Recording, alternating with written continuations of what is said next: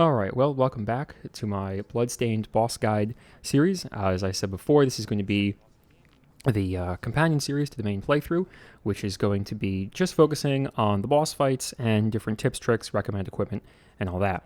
So, for the boss that we're about to fight is the second boss that you fight in the game, known as Zangetsu. Now, I'll definitely mention that I was woefully underprepared for this fight. So the few things that I can say that I recommend is first, using a one-handed sword, not the big two-handed swords or anything else, because at this point in the game, you're able to get the sword expertise shard. And you saw that a little bit in the beginning. That one not only increases the attack speed of your swords, but also the damage. So you're just going to be dealing a lot more damage than you would with your other weapons. Also, the speed is nice, so that you can get a couple extra hits in there in between his attack patterns. The next one I recommend is there's a lot of different shards, like spell shards you're going to get at this point.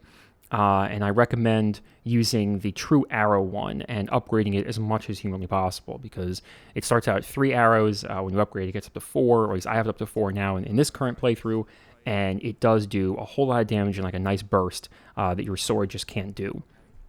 So that's the equipment that I recommend using.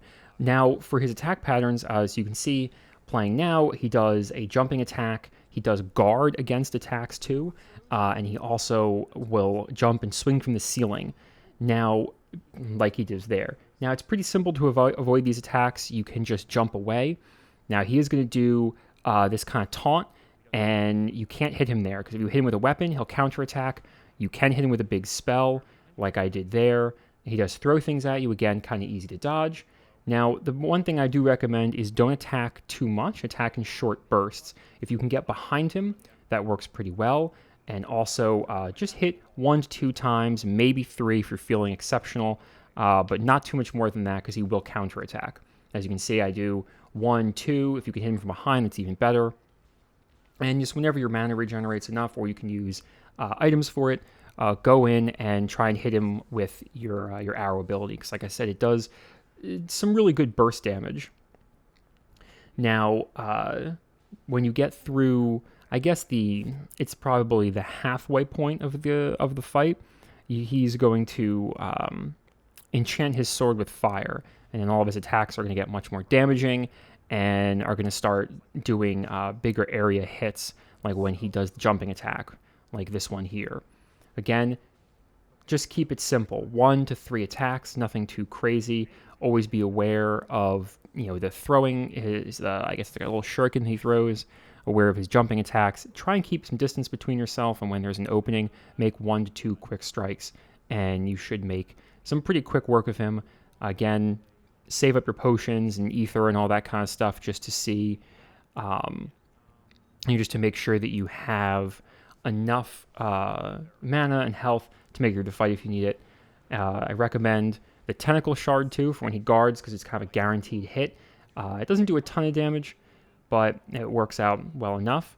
Now, as you can see in this section, I do get backed into a wall. Don't do that.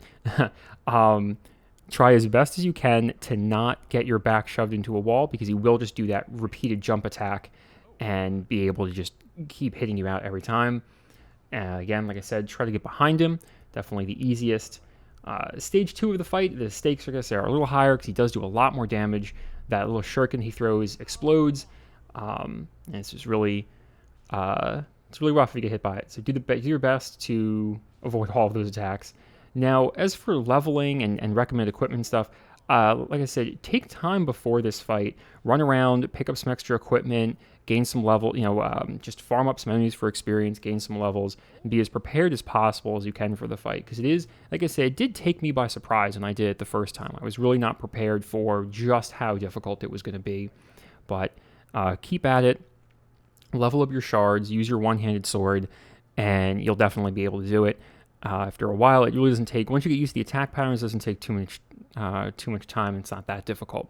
But anyway, that's all the tips I have for you. So again, real quick, just use your one-handed swords, upgrade your shards as much as possible, and dodge all of the attacks that you can, and attack in short bursts. Like I said, 1 to 3 strikes is probably good. Definitely want to be on the safe side with it.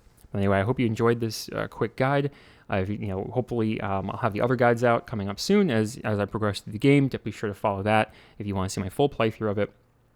And if you like this kind of content, like and subscribe. Let me know if there's other types of content you want to see, and I can always create other videos based on different parts of the game. Anyway, thank you again for watching, and I hope you enjoyed it.